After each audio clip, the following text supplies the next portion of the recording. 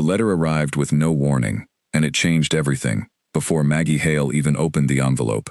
Her hands were shaking as she read the return address, because the last time she had written to that hospital ward, she had been told the soldier she wrote to might not live through the week. Now here was a letter, sitting on her kitchen table, 3 months after she had stopped hoping for one. Maggie was 26 years old and worked at the small public library in her town, a job she loved because it was quiet and predictable, 2 things her life had never really been. She had joined a charity letter program almost a year earlier, the kind where ordinary people wrote to wounded soldiers overseas to keep their spirits up. She had done it because of her older brother, who had died in a training accident 5 years before, and never got the chance to receive letters like this from anyone. Writing to a stranger felt like giving her brother something he never had. The name she had been given was Corporal Julian Ashworth. The coordinator at the charity, a woman named Grace Milner, had warned her gently that his condition was serious. He had been badly hurt in an explosion, and the letters he received might be the only comfort he had during a long and painful recovery. Maggie remembered staring at his name for a long time before she wrote her first letter, unsure what to say to a man she would never meet, who might not even be alive by the time her words reached him. She kept that first letter simple. She talked about the weather, about the library, about a book she had just finished reading. She did not mention that she was scared for him. She signed it only as Maggie, because Grace had told her not to share her last name or address, for safety reasons on both sides. Weeks passed without a reply, and Maggie assumed the worst. She told herself that was normal, that many soldiers in the program never wrote back, that it did not mean anything terrible had happened. She wrote a second letter anyway, and a third, because stopping felt like giving up on someone before she had even really known him. Then, on a rainy Tuesday afternoon, a letter came back. The handwriting was uneven, the lines a little crooked, as if the person writing them had to fight just to hold the pen steady. But the words themselves were sharp and full of life, in a way Maggie had not expected. He thanked her for writing. He said the hospital days were long and the nights were longer, and that her letter had been the first thing in weeks that made him smile. He asked her, if she did not mind, to keep writing, because it reminded him that somewhere outside the hospital walls, ordinary life was still happening. Maggie read that letter 4 times before she set it down. There was something about his tone, dry and a little funny, even while describing pain, that made her feel like she already understood something true about him. She wrote back that same evening. Over the following weeks, their letters became a habit. Every few days, one would appear in her mailbox, and every few days, she would send one back. Julian never went into detail about how he was injured, and Maggie never asked. She understood, without him needing to explain it, that a hospital bed does not make a person want to relive the reason they are in it. Instead, they talked about small, simple things. He told her he had grown up disliking coffee until deployment made him drink it strong and often, and now he could not imagine a morning without it. She told him about the elderly man who came into the library every day, just to sit by the window, not to read anything at all, just to watch the street outside. Julian said that sounded like a peaceful way to spend a life. Maggie said she thought so too. She began to notice she was thinking about him at strange times during the day. When she saw rain falling outside the library window, she would remember he had once written that he missed rain, because where he was stationed, the weather never seemed to change. When she made her own coffee in the morning, she wondered if he was drinking his, wherever he was, in whatever bed he was lying in, trying to get better. It did not feel foolish to her, not exactly, but it did feel strange. She had never met this man. She did not know his face, his voice, the sound of his laugh, and yet the letters had a kind of honesty in them that felt rarer than anything she had experienced with people she saw every single day. Maybe it was because neither of them had anything to prove to the other. There was no future to plan, no image to protect. There was only the truth, written slowly, one careful sentence after another. Grace, the coordinator, checked in with Maggie occasionally, mostly to make sure the letters were staying appropriate, and that Maggie was not becoming too emotionally attached to someone whose condition remained delicate. Maggie always said she was fine, that it was just letters, nothing more. She was not sure she believed herself even as she said it. One evening, while writing her 6th letter to him, Maggie found herself telling Julian something she had never told anyone outside her own family. She wrote about her brother, about the training accident, about how she had joined the letter program partly to fill a space that his death had left behind. She almost crossed the sentences out before sealing the envelope, worried it was too heavy a thing to share with someone recovering from an explosion. But something told her he would understand better than most people would. His reply came a week later, longer than any letter before it. He told her he was sorry for her loss, and that he understood what it meant to feel like time had been stolen from someone before they were ready. He did not offer empty comfort or tell her it would get easier, the way people often did. Instead, he simply said that he was glad she had told him, and that it made him trust her more, not less. That was the letter that made Maggie realize she was not simply writing to be kind anymore. She was writing because she wanted to. She looked forward to his letters the way she used to look forward to weekends as a child, with a kind of quiet, private excitement she did not share with anyone else. Still, she reminded herself often of the boundaries of the situation. He was a soldier recovering from serious injuries, likely far away, likely surrounded by people and a life she knew nothing about. She was a librarian in a small town who had never traveled outside her own country. Whatever this was between them, it existed only on paper, in careful sentences sent across a great distance, and there was no reason to believe it could ever be anything else. But even as she told herself that, she kept writing, and so did he. By the time she reached her 10th letter, Maggie had stopped mentioning the charity program in her weekly conversations with her closest friend, Clara, because she was embarrassed by how much she thought about a man she had never seen. Clara worked at the flower shop 2 streets from the library, and the two of them had grown up together, close enough that very little stayed hidden between them for long. It was Clara who noticed the change first, the way Maggie smiled at her phone a little longer than usual, the way she checked the mailbox at the exact same time every afternoon, rain or shine. When Clara finally asked her directly what was going on, Maggie tried to explain it as simply as she could. She said there was a soldier, a stranger really, that she had been writing to through the charity program, and that somehow the letters had become the best part of her week. She admitted, quietly, that she thought about him more than she probably should for someone she had never met. Clara did not laugh at her, the way Maggie feared she might. Instead, she asked a single question that stayed with Maggie for days afterward.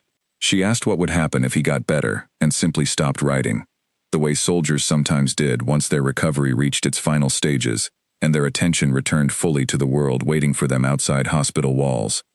Maggie did not have an answer for that. She only knew that for now, the letters kept coming, and each one felt like it mattered more than the last. She began keeping them in a small wooden box her brother had once carved for her, the only thing of his she still used every day. Each time a new letter arrived, she would read it at the kitchen table, then place it carefully inside the box with the others, as though she were building something without quite knowing what its final shape would be. One evening, after finishing her 11th letter to him, Maggie sat by her window and thought about how strange it was that a man she had never seen had become one of the steadiest parts of her life. She did not know what he looked like, whether his voice was deep or soft, whether he laughed easily or rarely. All she knew were his words, and somehow, that felt like enough. She fell asleep that night with his last letter still resting on her nightstand, the paper slightly worn from being folded and unfolded so many times. Outside, the rain that he always said he missed continued falling quietly over the town, as if the sky itself understood something about distance, and about waiting, that Maggie was only just beginning to learn. The 12th letter came with something Julian had never included before, a small sketch drawn in the corner of the page. It was rough and simple, just a few lines showing a window with rain falling past it, but Maggie understood immediately what it meant. He had drawn the thing he missed most, the thing she had once described to him in her own letters, and he had given it back to her, as a gift made of ink and paper, instead of words. She kept that letter on top of the others in the wooden box, not because it said more than the rest, but because it felt like proof that he was thinking about her the same way she was thinking about him. Maggie was careful with herself about that thought. She reminded herself often that closeness, built through letters, could feel larger than it really was, simply because there was nothing else competing for her attention when she read his words. There was no noise of daily life interrupting the moment, no distractions pulling her thoughts elsewhere. It was only her, the page, and whatever truth he chose to put on it. Still, she could not deny that something had changed in her days. She found herself writing longer letters than before, filling pages instead of a single side. telling him things about her life she had never bothered sharing with anyone else because she assumed no one would care to hear them. She told him about the strange dream she'd had, where she was walking through the library and every book had blank pages. She told him about the argument she'd had with her mother over something so small neither of them could remember what started it. She told him about the little joys of her ordinary days, the smell of old paperbacks, the sound of rain against her bedroom window at night, the quiet comfort of a town where everyone knew her name. Julian's replies grew longer too. He wrote about the friends he had made during his service, some of whom he said he would trust with his life without hesitation. He wrote, carefully and without much detail, about the fear that came before dangerous missions, the way it settled into a person's chest, and stayed there long after the danger had passed. He never named the country he was in, never named the unit he served with, and Maggie never pushed him to. She understood, somehow, that there were parts of his life sealed off, not because he didn't trust her, but because some things were simply too heavy to hand across such a long distance in a letter. One evening, he wrote something that stayed with her for days afterward. He said that before the explosion that put him in the hospital, he had convinced himself that no one back home would truly miss him if something happened. He had no wife, no children, and the people who did care about him, he said, cared about him for reasons that had little to do with who he actually was as a person. The day that her letters had made him question that belief, for the first time in years, because she wrote to him without knowing anything about his family, his money, or his position. She wrote to him only knowing his name and his injury, and still she kept writing. Maggie read that letter sitting on the floor of her small living room, her back against the couch, and she felt something in her chest tighten in a way she did not fully understand yet. She wanted to ask him what he meant by his position. What kind of family made a person feel loved, only for reasons unrelated to who they truly were? But she did not ask. She told herself it was not her place to press him for details he clearly was not ready to share. And besides, she reasoned, everyone carried some kind of family weight they preferred not to unpack in letters to a stranger. She wrote back instead about her own family, about the quiet distance that had grown between her and her mother in the years since her brother's death, the way grief sometimes made people speak less instead of more, even when they loved each other.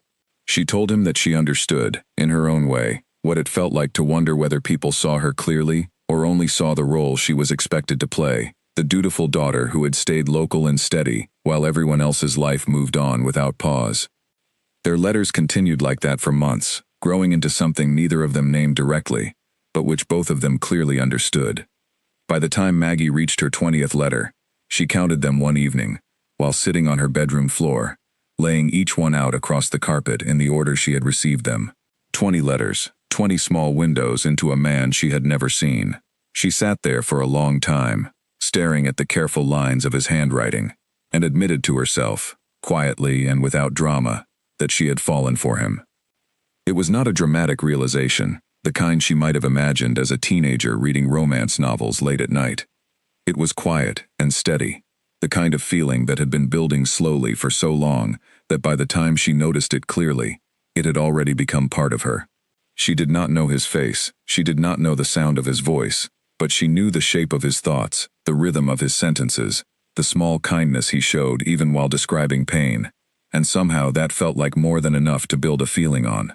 She told Clara about it over coffee one Saturday morning, admitting the truth fully for the first time. Clara listened without interrupting, stirring her cup slowly, her expression unreadable, until Maggie finished speaking. Then she asked the question Maggie had been avoiding asking herself. She asked what Maggie planned to do if he recovered fully, and simply returned to whatever life waited for him, a life that might have no room in it for a librarian from a small town he had never actually visited. Maggie did not have a clean answer. She said only that she was not writing to him because she expected anything to come of it. She was writing because it felt right, because for the first time in years, she felt truly seen by another person, even if that person existed for her only on paper. Clara did not argue with that, though the concern in her eyes did not fully disappear either. That night, Maggie wrote her 21st letter. She told Julian, carefully and without pressure, that she had realized something about her own feelings, and that she wanted to be honest about it, even if it changed nothing between them. She wrote that she cared about him in a way that surprised her, a way that had crept up on her slowly, through months of careful words on careful pages. She told him she did not expect anything in return, and that she understood their situation was complicated by distance, by his recovery, by circumstances neither of them could control. She only wanted him to know the truth of how she felt, because he had always been honest with her, and she owed him the same honesty. She sealed the envelope with hands that trembled slightly, unsure whether she had made a mistake by saying too much, unsure whether his reply, when it came, would change the quiet rhythm they had built together over so many months. The reply took longer than usual to arrive. 9 days passed, then 10, then 12, each day feeling longer than the one before it. Maggie checked her mailbox with a kind of nervous hope she had not felt since she was young, waiting for a letter that might tell her whether she had misjudged everything between them. When his reply finally came, it was shorter than most of his letters, but the words inside it were enough to make Maggie sit down suddenly at her kitchen table, her legs unsteady beneath her. He wrote that he had read her letter more times than he could count, and that each time he read it, he felt something loosen in his chest that had been tight for longer than he could remember. He wrote that he cared for her too, deeply and honestly, in a way that had nothing to do with circumstance or convenience. He wrote that if things were different, if he were not lying in a hospital bed thousands of miles from her, he would have already found a way to see her face in person, instead of only through the careful shapes of handwriting on paper. But then his letter shifted in tone, and Maggie felt a small chill settle over her as she read the final lines. He wrote that there were things about his life he had not told her, things that made the idea of them meeting one day more complicated than she might imagine. He said he wanted to explain everything to her eventually, when the time was right, but that for now, he hoped she could trust him a little longer, the same way she had trusted him with every letter she had sent so far. Maggie read those final lines 3 times, before folding the letter and placing it gently inside the wooden box with all the others. She sat at her kitchen table for a long while afterward, staring out the window at the quiet street outside, wondering what kind of secret a wounded soldier recovering in a hospital bed could possibly be hiding that required this much careful explanation. She told herself it did not matter, that whatever it was, she trusted him enough to wait for the answer, but some small, cautious part of her, the same part that had grown up watching her mother carry grief silently for years, could not fully ignore the quiet worry that had settled into her chest alongside the warmth of his confession. Whatever secret Julian carried, she sensed it was large enough to change the shape of everything between them, and she was not entirely sure she was ready for what that change might bring. Days passed slowly after that letter, and Maggie found herself reading it again and again, searching each line for some clue she might have missed the first time. She wondered whether the secret he mentioned was something painful, an injury worse than he had let on, or a family situation too complicated to explain in a single page. She wondered, briefly and with a small twist of guilt, whether he might already be engaged to someone else, someone waiting for him at home, the way she now found herself waiting for his letters. But something about the tone of his writing told her that was not it. His words toward her had never felt like the words of a man dividing his heart between 2 people. She wrote back gently, telling him that she trusted him, and that he could share his secret whenever he felt ready, that she would not push him before he was prepared to speak. She meant every word of it, though privately she counted the days until his next letter with a restlessness she had never felt before in her life. His reply came sooner this time, only 5 days later, and it carried a warmth that eased some of her worry. He thanked her for her patience, and told her a little more about his recovery, saying the doctors were pleased with his progress, and that he might soon be transferred somewhere else for what he called specialized care. He did not explain what that meant exactly, only that it was a normal part of recovery for injuries like his, and that she should not worry if his letters became less frequent for a short while during the transfer. Maggie held on to those words carefully, turning them over in her mind the way she might turn over a stone found on a beach, looking for some hidden meaning beneath the surface. She told herself a transfer for specialized care sounded reasonable, even hopeful, since it likely meant his condition had improved enough to allow for more advanced treatment. She chose to focus on that hope, rather than the small unease that lingered at the edges of her thoughts. In the weeks that followed, their letters continued, though Julian's grew slightly shorter. His handwriting occasionally rushed in a way it had not been before. He mentioned once, briefly, that he was being moved to a private facility, and that visits from outside correspondents like herself might be limited for a time, due to security reasons connected to his transfer. Maggie did not fully understand what security reasons had to do with a wounded soldier's recovery, But she trusted that the world of military medicine held rules and protocols she simply was not familiar with, and she chose not to question it too closely. She continued writing anyway, filling her letters with updates from her ordinary life, hoping that even if his replies slowed, her words might still reach him and offer some comfort during whatever difficult transition he was going through.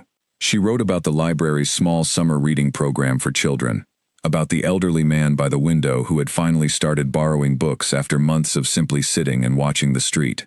She wrote about Clara's engagement to a kind, quiet man named Edmund who worked at the local bakery, and how happy she was for her oldest friend, even as a small, private part of her wondered when, if ever, she might find that same happiness for herself. Julian's replies slowed further, arriving every 2 weeks instead of every few days, but they never stopped entirely, and each one still carried the warmth and honesty she had come to depend on. He apologized for the gaps between his letters, explaining that his new location made writing more difficult, though he never specified why. He asked about her days in detail, remembering small facts she had mentioned weeks earlier, proving that even with less frequent letters, he was reading and holding on to every word she sent him. One letter arrived that autumn that Maggie would return to often in her memory in the months that followed. In it, Julian wrote about a walk he had taken, his first outside, in what he called a long while, and how the fresh air had reminded him sharply of how much he had taken simple freedoms for granted before his injury. He wrote that during that walk, he had thought of her, and had found himself wishing, more than anything else in his recovery so far, that she could be walking beside him instead of existing only in the words traveling back and forth between them. Maggie cried reading that letter, not out of sadness, but out of the strange, overwhelming feeling of being wanted by someone she had never even seen. She wrote back immediately, telling him that she wished the same thing, that she had begun imagining, almost against her will, what it might be like to finally meet him in person, to hear his voice, instead of only reading his words, to see whether his laugh matched the dry humor that came through so clearly in his letters.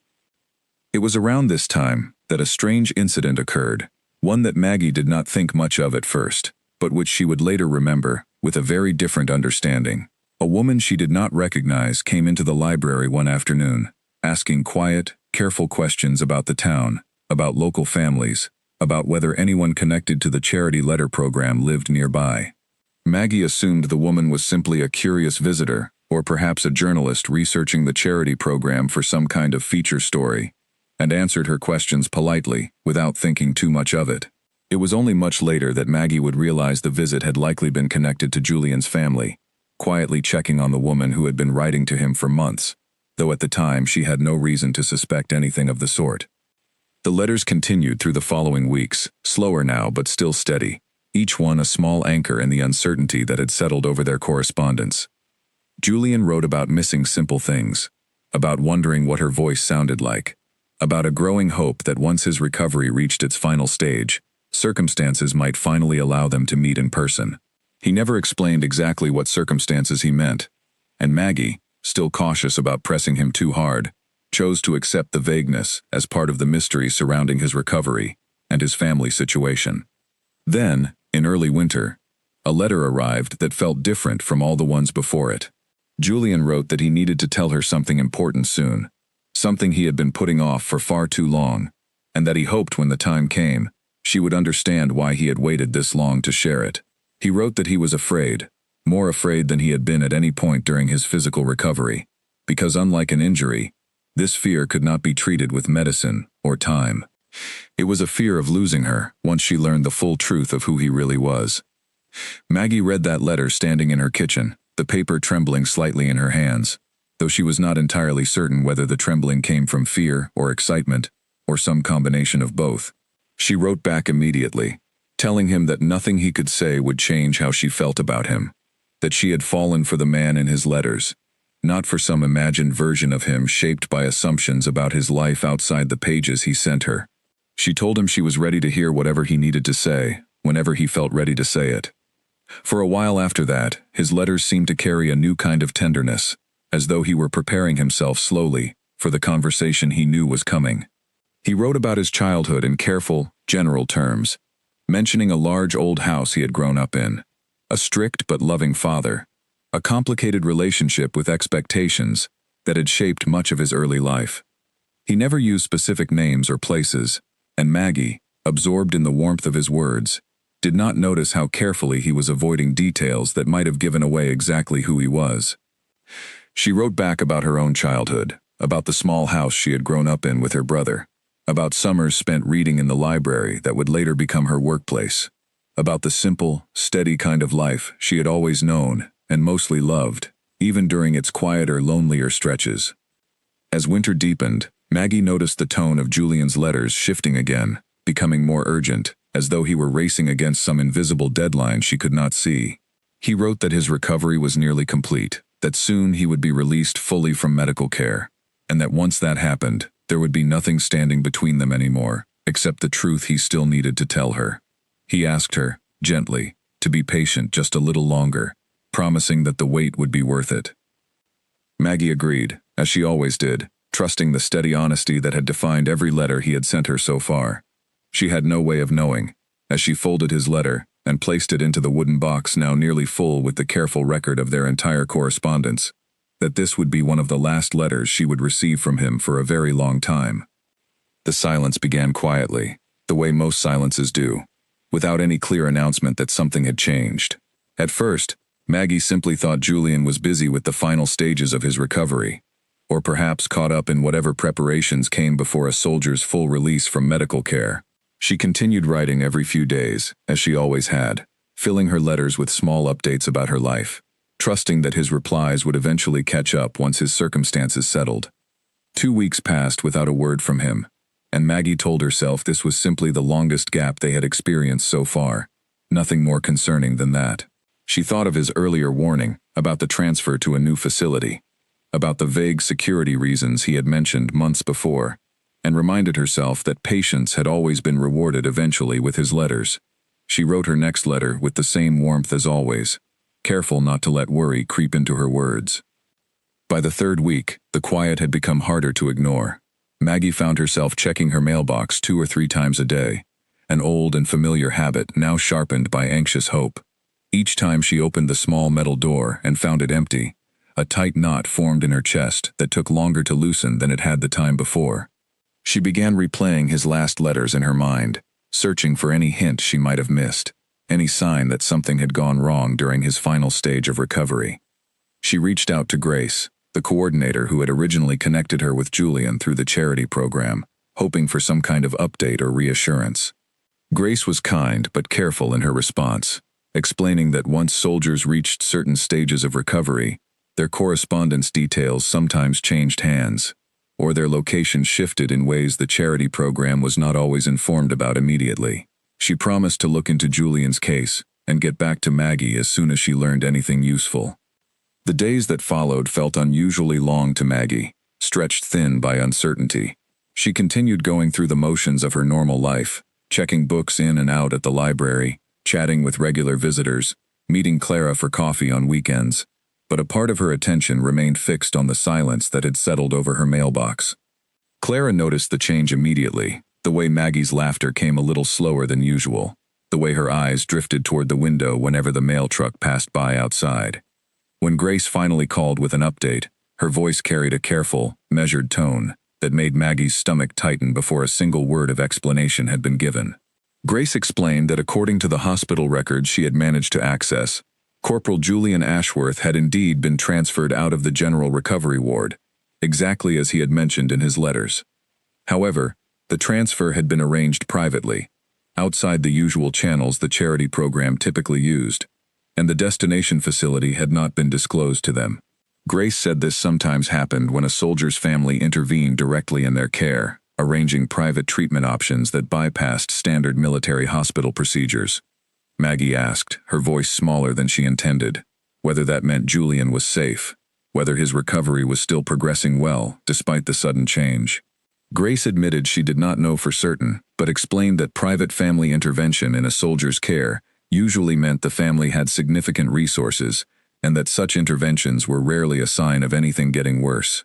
If anything, she said gently, it likely meant Julian's family wanted to ensure he received the very best care available, care that perhaps a standard military hospital could not fully provide. That explanation offered Maggie a small measure of comfort, though it did nothing to ease the ache of not hearing from him directly. She continued writing letters regardless, sending them to the last address she had for him, though she had no way of knowing whether they would ever reach wherever he had been moved. Each letter she sent felt a little like dropping a stone into a well too deep to hear it land, but she could not bring herself to stop. She reached her 30th letter, then her 35th, each one written with the same care and honesty as the very first, though now they carried an undertone of worry she had not needed to hide before. She told him, in these later letters, how much she missed hearing from him, how the quiet felt heavier with each passing week, how she hoped wherever he was safe and improving, and thinking of her the way she thought of him. Winter deepened around the small town, bringing early snow that dusted the rooftops and quieted the streets in the particular way that winter always did. Maggie found herself spending more evenings by her window, watching the snow fall, remembering the sketch Julian had once sent her of rain against a window, wondering whether wherever he was now, snow fell the same way, or whether his new location kept him somewhere warm and unfamiliar, and far from everything he had described missing in his letters. Clara, worried about the toll the silence was taking on her friend, gently suggested that perhaps it was time for Maggie to consider the possibility that this correspondence had simply run its course, that sometimes people drifted apart, even when neither side intended for that to happen, especially under circumstances as complicated as a soldier's long recovery and a private family's intervention. Maggie appreciated the honesty behind Clara's words, even as she found herself unable to fully accept them. Something about the tone of Julian's final letters, the urgency and the promise of a truth he still needed to share, told her this silence was not the quiet ending of something that had simply faded away. It felt, instead, like the pause before something larger was about to happen, though she could not have said why she believed that so strongly. She reached her 42nd letter in early spring, nearly 5 months after Julian's last reply had arrived. She wrote it sitting at her kitchen table on a quiet Sunday afternoon, the window open slightly to let in the first warm breeze of the season. In it, she told him honestly that she did not know if these letters were even reaching him anymore, that she had no way of knowing whether he was reading her words at all, but that she needed to keep writing regardless, because stopping felt like giving up on something she was not ready to let go of yet. She wrote about the changing seasons in her town, about the library's new spring reading displays, about a small garden she had started planting in her backyard, something she had never had the patience for before but which now gave her a quiet sense of purpose during the long stretches of waiting. She wrote about missing him in a way that felt strange to put into words, missing a voice she had never heard, a face she had never seen, but a presence she had come to depend on more than she had realized until it disappeared.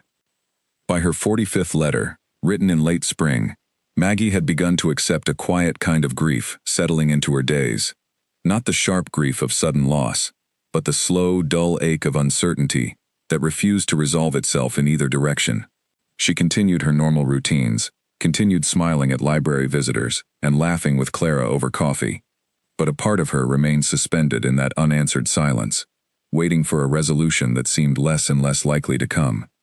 She wrote her 46th letter almost automatically now, the ritual of it more important to her than any real hope that it would be answered.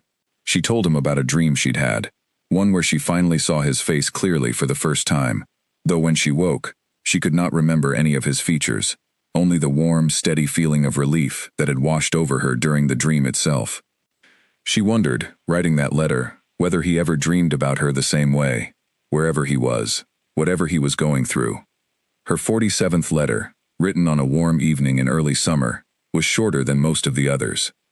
She told him simply that she still thought of him every day, that she still hoped, against the growing weight of the silence, that one day she would hear from him again, whether through another letter or, if fate allowed it, through some other means entirely. She sealed the envelope carefully, placed it in her mailbox the next morning, and walked to work with a strange, quiet feeling settling over her, as though something in the air itself had shifted, though she could not have explained why she felt that way.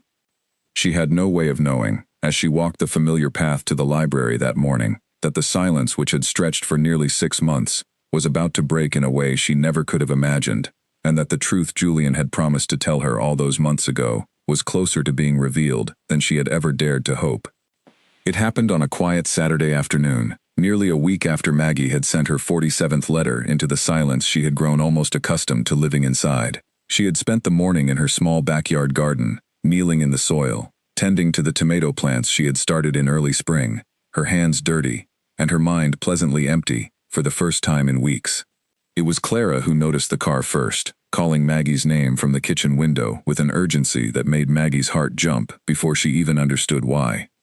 A sleek black car had pulled up along the quiet street outside Maggie's house, the kind of vehicle that looked entirely out of place among the modest homes and parked bicycles that usually lined the road.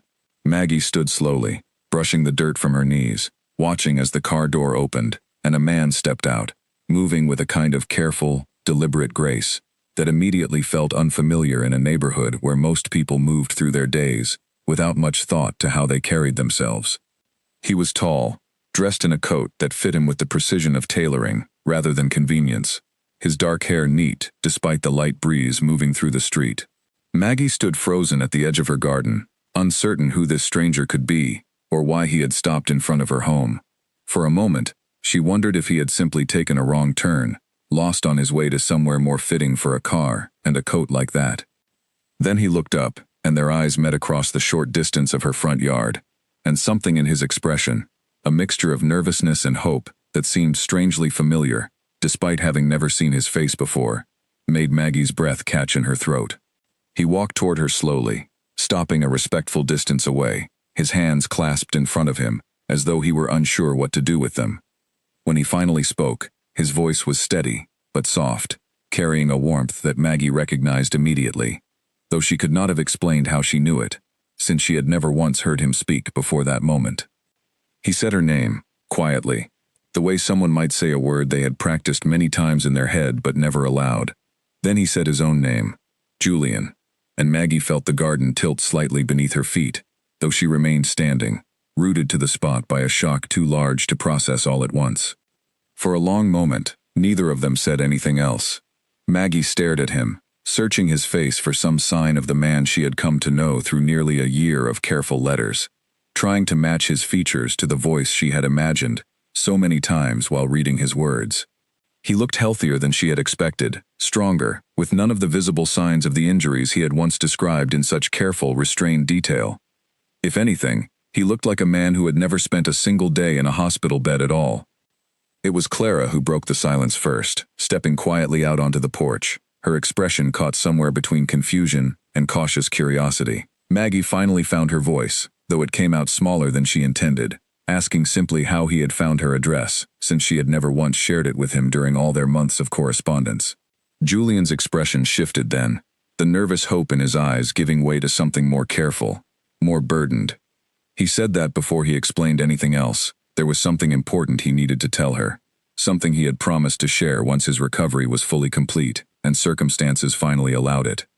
He glanced briefly toward Clara, then back to Maggie, seeming to weigh whether this was the right setting for what he needed to say.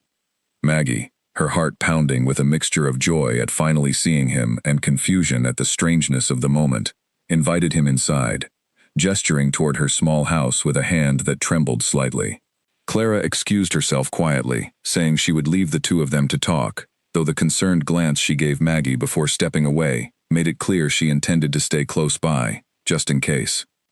Inside, Julian looked around Maggie's modest living room with an expression she could not quite read, something between curiosity and quiet appreciation, as though he were taking in details he had only ever imagined while reading her letters.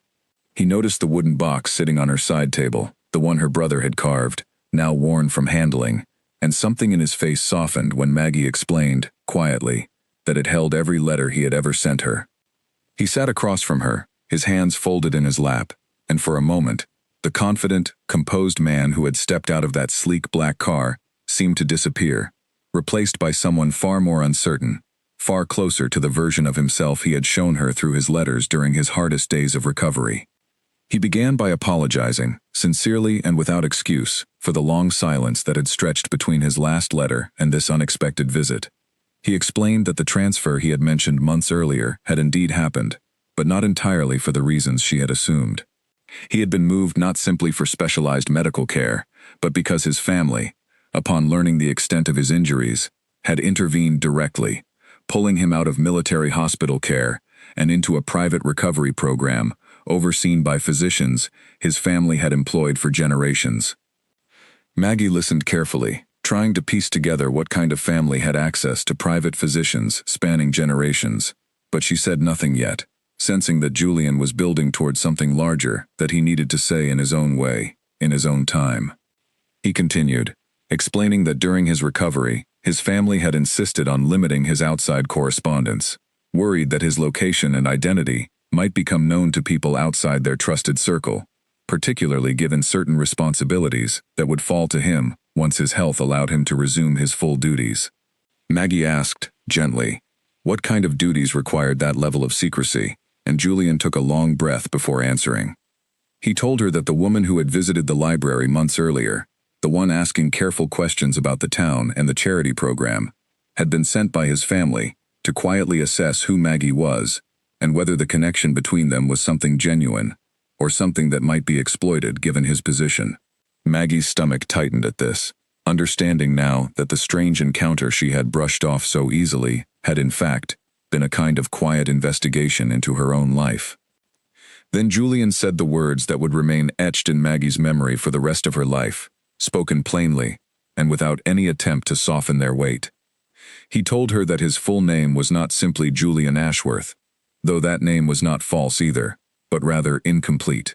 His full title, one he had avoided using during his years of military service, specifically because he wanted to be known and judged for who he was, rather than what he had inherited, included a rank of nobility that placed him among a small handful of people in his country who held significant land, wealth, and responsibility, passed down through generations of his family. He was, he told her quietly, a duke. Maggie sat perfectly still, the words settling over her slowly, refusing at first to fully register in her mind. She thought immediately of every letter he had ever sent her, every small detail he had shared about a large old house and a strict but loving father. Details she now understood had been carefully vague references to an estate and a lineage far grander than anything she could have imagined while reading them at her kitchen table. She asked, her voice quieter than she expected, why he had joined the military at all, if his family held such significant standing that active combat service seemed an unlikely choice for someone in his position. Julian's expression grew distant for a moment, as though he were recalling a decision made long before the explosion that had brought them together through the charity program. He explained that he had enlisted partly under a modified version of his name, specifically to escape the weight of his title, to prove to himself that he could accomplish something meaningful entirely on his own merit, without the influence of his family's wealth or standing shaping how people treated him. He said that for the first time in his life, during his years of service, people had judged him purely on his actions, his character, his willingness to work hard and support the people around him, rather than on the accident of the family he had been born into. He told her that when the explosion happened and he found himself recovering in a hospital bed, uncertain whether he would fully recover at all, the anonymity that had once felt liberating suddenly felt unbearably lonely. His family, though they cared for him deeply, related to him primarily through the lens of duty and legacy, discussing his recovery in terms of how it might affect his future responsibilities, rather than simply as a father or brother worried for a son they loved. It was during that isolating period that her letters had arrived, carrying none of that weight, addressing him only as a person, a soldier, a man in pain who deserved comfort regardless of his name or his future title. He said that was why he had never told her the truth sooner, not out of dishonesty, but because he feared that once she knew, the letters would change, that she might begin writing to a title instead of to him, the same way so many people in his life already did. Maggie sat with that explanation for a long moment, feeling the shape of their entire correspondence shift in her memory, every letter now carrying a new and complicated weight she had not expected to feel. She was not angry, not exactly, but something in her chest felt unsettled in a way she could not immediately name, a quiet unease at realizing the man she had fallen for, through nearly a year of honest letters, had been carrying a secret this significant the entire time. Julian, watching her carefully, seemed to sense the shift in her expression, and he leaned forward slightly, his voice softer now, almost pleading. He told her that nothing about his feelings for her had been false, that every word in every letter had come from him honestly, that the only thing he had withheld was a title he had never asked for and had spent years trying to escape the shadow of. He said he had come to her house today, uninvited and unannounced, because he could no longer bear the thought of continuing their connection, built on an incomplete truth, and because, more than anything, he wanted the chance to finally meet her in person, exactly as the man she had come to know through his letters, before the title that had followed him his entire life had the chance to change how she saw him. Maggie looked at him for a long time, saying nothing, her mind working slowly through the enormity of what she had just learned. Outside, she could hear the faint sound of birds in her garden, the ordinary sounds of her ordinary life continuing on exactly as it had before this strange, impossible afternoon had begun. She realized, sitting there across from a man whose full name she had only just learned, that she needed time, more time than this single conversation could offer, to understand what any of this truly meant for the future of whatever they had built together, across all those careful, honest pages. In the days that followed Julian's unexpected visit, Maggie found herself replaying every detail of their conversation, over and over, trying to make sense of a truth so large, it seemed to reshape everything she thought she understood about the man she had fallen for. She had asked him to give her some time before deciding how to move forward, and to his credit, he had agreed without pressure, though he left his contact information with her, along with a quiet promise that he would answer any questions she might have, no matter how difficult. Clara, once she learned the full story, sat in stunned silence for a long moment, before finally admitting that she did not know whether to be thrilled or deeply worried for her friend. She pointed out, gently but honestly, that a world involving titles and inherited estates likely came with expectations and pressures that neither of them fully understood, pressures that could make a simple, honest connection, built through letters, far more complicated once real life and real family politics became involved. Maggie knew Clara was right to be cautious, but she also could not ignore the pull she still felt toward Julian, a pull that had only grown stronger now that she had finally seen his face and heard his voice for the first time. She decided, after several days of careful thought, that she owed both of them the chance to understand each other more fully before making any decisions about what their connection might become. She agreed to meet him again, this time at a quiet cafe on the edge of town, a neutral space that felt less overwhelming than the sudden appearance of a sleek black car outside her home. Julian arrived dressed more simply this time, in a plain sweater and jacket that made him look far more like the ordinary man she had imagined while reading his letters, and Maggie found herself grateful for the small gesture, understanding it as his attempt to meet her halfway between the two very different worlds they came from. Over the following weeks, they met several more times, slowly filling in the details that their letters had never fully covered. Julian told her about his childhood in more specific terms now, about growing up in a large estate managed by generations of his family, about a father who had passed away several years earlier, leaving Julian, as the eldest son, next in line to inherit the full weight of the family title and its responsibilities. He explained that his enlistment in the military had happened shortly after his father's death, partly as an act of rebellion against the expectations suddenly placed upon him, and partly as a genuine desire to serve something larger than his own inheritance, before that inheritance fully claimed his life. He told her about his younger cousin, a woman named Charlotte, who had grown up alongside him and had long assumed, given Julian's apparent disinterest in his responsibilities, that she might eventually be positioned to take over significant portions of the family's business affairs, even without holding the title herself. Julian explained, with some hesitation, that Charlotte had not reacted well to news of his recovery and his intention to fully resume his duties, and that she had grown increasingly vocal within the family about her doubts regarding his readiness and his judgment. Doubts that had only intensified once rumors began circulating about a woman he had been secretly writing to during his time in the hospital. Maggie felt a small knot form in her stomach hearing this, understanding for the first time that her presence in Julian's life might not simply complicate things privately between the two of them, but could also stir tension within a family already navigating a difficult transition of power and responsibility. She asked him directly whether Charlotte's concerns were shared by the rest of his family, and Julian admitted, honestly, that his family's reaction had been mixed. Some relatives, he said, were simply relieved he had survived his injuries at all, and cared little about the details of who had helped him through his recovery. Others, however, particularly those closest to matters of family reputation and business, were far more cautious about the idea of the future Duke building a serious relationship with someone entirely outside their social circle. A librarian, from a small town with no connection to the world Julian would soon be expected to fully inhabit. Despite this, Julian insisted firmly that his feelings for Maggie were not something he intended to abandon simply to satisfy his family's expectations. He told her that the years he had spent enlisted, judged only by his character and his actions rather than his name, had taught him more about the kind of life he wanted to live than any lesson his upbringing had offered. He said that the letters she had written him during the hardest months of his recovery had reminded him what it felt like to be valued simply for being himself, and he was not willing to give that up now, regardless of how complicated it might make things within his family.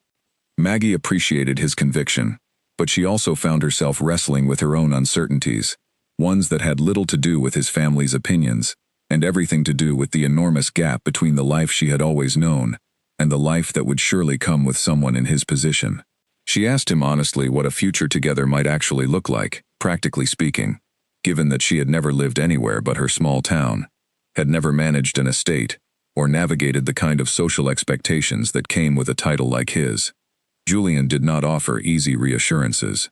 Instead, he admitted honestly that he did not fully know what such a future would look like either, only that he wanted the chance to build it together with her, one careful step at a time, the same patient way they had built their connection through nearly a year of letters.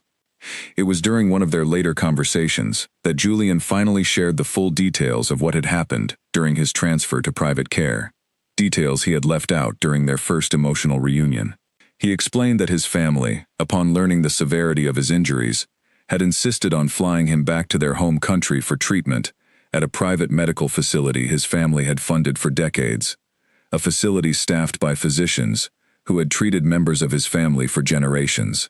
He said the transfer had happened quickly and quietly, without much regard for how it might affect the correspondence he had been maintaining through the charity program, since his family had, at the time, considered his letters to Maggie a minor detail, unrelated to his medical needs. He admitted, somewhat painfully, that it had taken him weeks after the transfer to fully understand how the sudden silence must have affected Maggie, since his own recovery during that period had been consuming and disorienting, filled with procedures and physical therapy that left him little energy to think clearly about anything beyond his own healing. By the time he felt well enough to consider writing to her again, he had also become aware, through careful and uncomfortable conversations with his family, of exactly how significant a decision it would be to reconnect with her fully, given everything his eventual reply would need to include. He told her that the woman sent to investigate her, the same woman who had visited the library months earlier, had ultimately returned to his family with a report that Maggie appeared to be exactly who her letters suggested, an honest, kind, ordinary woman, with no interest in his title or his wealth, someone who had written to him faithfully for months, without ever knowing what he stood to inherit. Julian said that report had done little to fully calm his family's concerns, since some of his relatives worried less about Maggie's honesty and more about whether she would ever be able to adapt to the demands of the life that would eventually come with marrying into his family, should their relationship progress that far. Maggie found herself both moved and unsettled by this explanation, moved by the clear evidence that Julian's feelings for her had remained steady and genuine throughout the entire ordeal, but unsettled by the realization that her own life, her choices, and even her character had been quietly evaluated by strangers, acting on behalf of a family she had never even met. She told Julian honestly that she needed to think carefully about whether she was truly prepared to step into a world that came with this much scrutiny, this much complexity, simply because of a connection that had begun so simply, through nothing more than paper and honest words exchanged across a great distance. Julian listened to her concerns without argument, telling her only that he understood completely, and that he would rather give her all the time she needed to decide for herself than rush her into a decision that could shape the rest of both their lives. He told her that whatever she decided, the honesty they had built through their letters remained the truest thing he had ever experienced with another person, and he did not want that honesty to end now, even if their future together turned out to look different from what either of them had once imagined while writing to each other from opposite sides of such an enormous, complicated distance. The weeks that followed brought a quiet turmoil into Maggie's days that she had never experienced before, not even during the long silence that had preceded Julian's return. She found herself distracted at the library, sometimes handing patrons the wrong book entirely, her mind occupied with questions that seemed to multiply the more she tried to answer them. She loved him, She was certain of that much. But she was no longer certain that love alone was enough to bridge the distance between the life she had always known and the one that would come with loving a man of his position. It was during this period of uncertainty that Charlotte, Julian's cousin, made an unexpected visit to the town herself, arriving without warning much the same way Julian once had, though her manner carried none of his careful warmth. She found Maggie at the library one afternoon, introducing herself politely enough, though her eyes held a coolness that made Maggie immediately understand this was not a friendly social call. Charlotte spoke carefully, choosing her words with the practiced precision of someone accustomed to navigating delicate family matters. She told Maggie that she did not doubt her sincerity, nor did she believe Maggie had ever set out to deceive Julian or pursue him for reasons related to his title. But she said, with a directness that stung more than Maggie expected, that sincerity alone was not enough to prepare someone for the realities of the life Julian's position demanded. She spoke of formal events Maggie would be expected to attend, of business decisions involving properties and tenants spanning generations, of a public scrutiny that came with the family name, one that would not soften simply because Maggie had grown up somewhere quiet and ordinary. Maggie listened without interrupting, feeling something tighten in her chest with every word Charlotte spoke. Not because she believed Charlotte was acting out of genuine concern for her well-being, but because some small, honest part of her recognized the truth buried within Charlotte's carefully chosen warnings. She had never once considered what it might mean to stand beside Julian at a formal event, to navigate conversations with people who had known his family for generations, to manage responsibilities far beyond anything she had ever been trained or prepared for. After Charlotte left, Maggie sat alone in the quiet library long after closing time, staring at the shelves of books she knew so well, wondering whether the life she loved, simple and steady and entirely her own, was something she was truly willing to set aside for a love that had begun on paper and now threatened to reshape everything about who she was. She thought back to the earliest letters Julian had sent her, remembering how honest and unguarded they had felt, how neither of them had approached their correspondence with any expectation beyond simple comfort during a difficult time.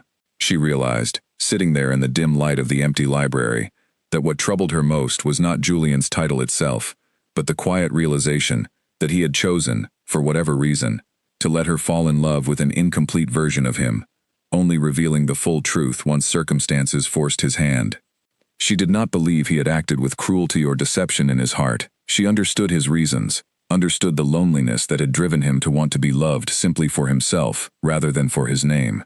But understanding his reasons did not entirely erase the quiet ache of having built something so meaningful on a foundation that had not been completely honest from the very beginning. When Julian next came to visit her, sensing immediately from her expression that something had shifted since their last conversation, Maggie told him honestly about Charlotte's visit, and about the doubts it had stirred within her. She told him she needed space, not because she doubted her feelings for him, but because she needed to understand clearly, on her own, without his presence influencing her judgment, whether she was truly capable of building a life within a world so different from her own. Julian, though visibly hurt by her request, did not argue against it. He told her he respected her need for clarity, and that he would not pressure her into a decision she was not ready to make. He left quietly that evening, promising only that he would wait, however long it took, for her to reach whatever conclusion felt true to her. The following weeks were among the hardest Maggie had experienced since her brother's passing years earlier. She spent long evenings walking through her small garden, thinking through every possible version of a future with Julian, weighing the deep, honest connection they had built through nearly a year of letters against the enormous unfamiliarity of the world he came from. She spoke often with Clara, who listened patiently, without ever pushing Maggie toward one decision or another, understanding that this was a choice only Maggie herself could make. She also thought often of her brother during those weeks, remembering how he had always encouraged her, even as a child, to choose courage over comfort whenever the two seemed to conflict. She remembered him telling her once, before his deployment, that the safest choice in life was rarely the one that led anywhere worth going. She wondered what he would have thought of Julian, of the strange, unlikely path that had brought the two of them together, and found herself smiling faintly at the thought that her brother, who had always loved a good, unlikely story, would probably have found the whole situation wonderfully amusing. Slowly, over the course of those difficult weeks, Maggie began to separate her fear of the unfamiliar from her actual feelings for Julian himself. She realized that her hesitation had little to do with whether she loved him, and everything to do with whether she trusted herself to grow into a version of her life she had never imagined for herself. She understood, finally, that the answer to that question could not be found through worry alone, but only through the courage to actually try, to step forward into uncertainty, the same way she had once stepped forward into writing letters to a stranger she never expected to fall in love with. She decided, one quiet evening while sitting beside the wooden box that held nearly every letter Julian had ever sent her, that she was ready to give him her answer. She reread several of his earliest letters that night, reminding herself of the honest, careful man who had written them, a man who had shared his fears and his hopes with her, long before either of them knew where their connection might lead. She realized that the title he carried, however large and unfamiliar it seemed, did not change the fundamental truth of who he was, a truth she had come to know intimately, through nearly a year of honest words exchanged across a great and uncertain distance.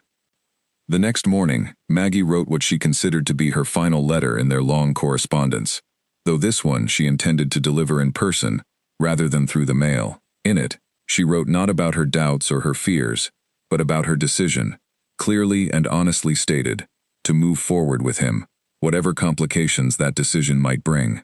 She told him that she was not choosing his title, nor was she ignoring the very real challenges that awaited her in adapting to his world, but that she was choosing him, the man behind nearly 50 letters, the man who had trusted her with his fears long before he trusted her with his name. She folded the letter carefully, placed it into an envelope, and set out that afternoon toward the address he had left her, ready, for the first time since his unexpected arrival months earlier, to walk toward the uncertainty of their future together, rather than away from it. The address Julian had given her led to a modest guest house on the edge of town, one he had been renting quietly during the weeks he waited for her decision, choosing to stay close by rather than return immediately to his family's estate. Maggie stood outside the small building for a long moment, the letter clutched tightly in her hand, feeling a nervous energy she had not experienced since sending her very first letter to a stranger she assumed might not survive the week. When Julian opened the door and saw her standing there, letter in hand, his expression shifted through several emotions in quick succession: surprise, hope, and finally a careful kind of restraint, as though he did not want to assume anything before hearing her words directly. He invited her inside, and Maggie handed him the letter without speaking, watching quietly as he read through it, his eyes moving carefully over each line the same way she imagined he had once read every letter she had ever sent him. When he finished reading, he looked up at her, and for a long moment, neither of them said anything at all. Then he asked her, quietly, whether she understood fully what she was choosing, the challenges that awaited her, the scrutiny, the unfamiliar responsibilities, the family members who might never fully accept her the way Charlotte clearly had not. Maggie told him honestly that she understood, that she had spent weeks considering every difficult possibility, but that none of those difficulties outweighed the simple, steady truth she had known since her 20th letter, the truth that she loved him, fully and completely, not for his name, but for the honest man who had shared his fears with her across such a vast and uncertain distance. Julian crossed the room slowly and took her hands in his, the first time they had touched since his unexpected arrival months earlier. He told her that her letters had saved him during the darkest period of his life, that even before he knew her face or her voice, her words had given him a reason to keep fighting through pain he had sometimes doubted he would survive. He said that whatever challenges awaited them, he was certain, more certain than he had been about anything in years, that facing them alongside her was far better than facing his future alone, surrounded by people who valued him only for his title. In the months that followed, Maggie began the slow, sometimes difficult process of adjusting to a world entirely different from the one she had always known. She met more of Julian's family, some of whom welcomed her with genuine warmth, curious, and delighted by the unlikely story of how she and Julian had found each other through nothing more than a charity letter program. Others remained more cautious, watching her carefully during formal gatherings, waiting to see whether she would prove capable of navigating the responsibilities that would eventually come with her position beside Julian. Charlotte remained distant for a long while, her doubts not fully erased by Maggie's decision to move forward despite the warning she had offered. But over time, as Charlotte watched Maggie handle the pressures of her new life with quiet patience and genuine effort, her coldness slowly began to soften into something resembling respect, if not yet full acceptance. Maggie understood that some relationships within Julian's family would take years to build fully, the same slow, careful way she and Julian had built their own connection, through nearly a year of honest letters. Maggie did not abandon her old life entirely during this transition. She continued working part-time at the library whenever her new responsibilities allowed, insisting to Julian's family that the quiet, steady work she had always loved remained an important part of who she was, regardless of the title she would eventually carry beside him. Julian supported this decision fully, understanding better than anyone the importance of holding on to pieces of oneself, even while stepping into an entirely new and demanding role. Clara remained Maggie's closest friend throughout the transition, often visiting the estate during quiet weekends, marveling openly at how much Maggie's life had changed since the day she first noticed her friend smiling a little too long at a letter from a stranger. The two of them would sit together in the estate's expansive garden, laughing about how unlikely the entire story seemed. A librarian and a duke, brought together not through grand romantic gestures, but through the simple, patient honesty of letters exchanged during one of the hardest periods of both their lives. Eventually, nearly 2 years after Maggie had written her very first letter to a soldier she believed might be dying, she and Julian were married, in a quiet ceremony, held not at his family's grand estate, but in the small town where Maggie had grown up, surrounded by the library, the garden, and the community that had shaped her into the woman Julian had fallen in love with, through nearly 50 letters. Julian's family attended, including Charlotte, who by that point had come to accept, if not fully embrace, the unlikely match her cousin had made. Standing beside him during their wedding, Maggie thought often of her brother, wishing he could have been there to see the strange, wonderful path her life had taken. A path that had begun with grief and a charity program, and ended somewhere she never could have imagined for herself. She kept the wooden box he had carved for her displayed prominently in their new home, filled still with every letter Julian had ever written her, a quiet reminder of the honest foundation upon which their entire relationship had been built. Years later, when people asked Maggie how she had met her husband, expecting perhaps a grand story involving formal introductions or high society events, she always told them the truth exactly as it had happened. She told them about a charity letter program, about a soldier she believed was dying, about 47 letters written into what felt like an endless silence, and about a sleek black car that had arrived unexpectedly outside her small home one Saturday afternoon, carrying a man who had finally worked up the courage to say 4 simple words that changed the entire course of her life. "I'm a duke," he had told her, and though the title had once frightened her with all its unfamiliar responsibilities, she had come to understand, over years of building a genuine, honest life together, that the title had never truly mattered nearly as much as the man who had carried it. The same careful, honest man she had first come to know through nothing more than paper, ink, and the courage to keep writing, even when she had no way of knowing whether anyone would ever write back. Life on the estate settled into a rhythm neither Maggie nor Julian had fully expected during those early uncertain months. The grand halls that had once felt so foreign to Maggie slowly became familiar, not because the size or history of the place ever stopped feeling remarkable, but because she learned to fill it with small, ordinary habits that reminded her of the life she had always known. She kept fresh flowers from her own small garden, planted quietly in a corner of the estate grounds that the head gardener had generously set aside for her, insisting she wanted at least one part of her new home to smell like the backyard she had tended for years before any of this had begun. Julian, for his part, embraced his responsibilities with a steadiness that surprised even members of his own family who had once doubted his readiness. He often told Maggie that facing the estate's demanding business matters felt far less daunting after everything they had already survived together. The uncertainty of his recovery, the long silence, the difficult conversations about whether their vastly different worlds could ever truly merge into one shared life. Compared to all of that, he said, negotiating with tenants or reviewing accounts felt almost simple. Charlotte, over the years that followed the wedding, gradually became one of Maggie's most trusted allies within the family, the early coldness between them slowly transforming into a genuine friendship built on mutual respect. Charlotte later admitted, during a quiet conversation the two women shared one winter evening, that her early doubts had come less from any real belief that Maggie was unworthy, and more from her own fear of losing the place she had carved out for herself within the family. After years of assuming she might eventually inherit some of the responsibilities Julian had once seemed uninterested in claiming. Maggie, understanding this fear intimately from her own months of uncertainty, offered Charlotte grace rather than resentment, and the two women built a friendship neither of them had expected but both came to treasure deeply.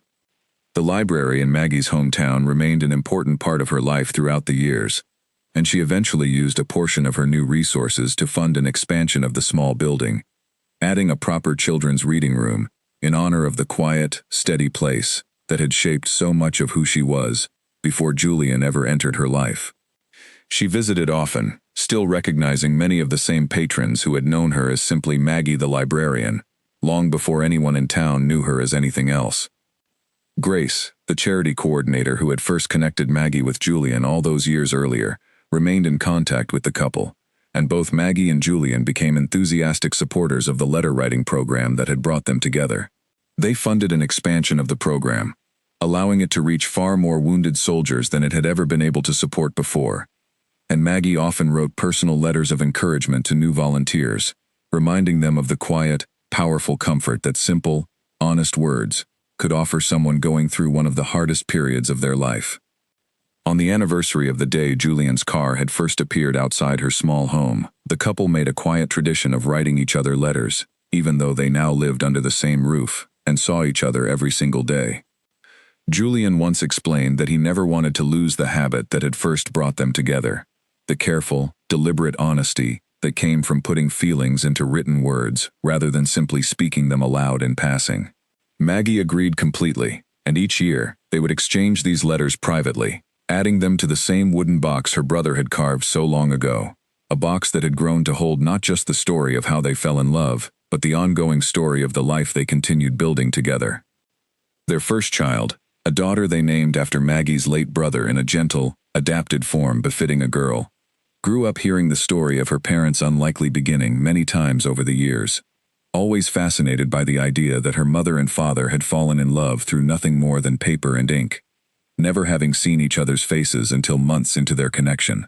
She would often ask to see the letters herself once she was old enough to read, and Maggie, though she kept some of the most private passages to herself, shared many of the early letters with her daughter, hoping she might learn from them the same lesson Maggie herself had learned through the entire experience. That true connection was built not through appearance or position, but through patient, honest attention paid to another person's heart.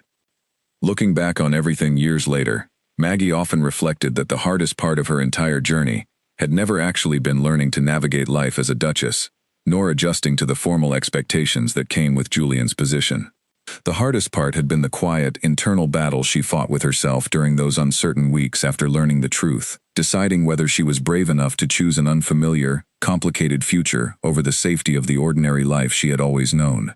She often told younger members of the family, especially during difficult moments of their own uncertainty, that courage rarely felt bold or dramatic in the moment it was needed most. Sometimes, courage looked exactly like writing one more letter into a silence that offered no promise of ever being answered, simply because stopping felt like giving up on something worth holding on to. Julian, for his part, often reflected that the true gift of their unlikely beginning had been the chance to be loved honestly before anyone knew what he stood to inherit, a rare and precious thing for someone born into a position so heavily shaped by expectation and legacy.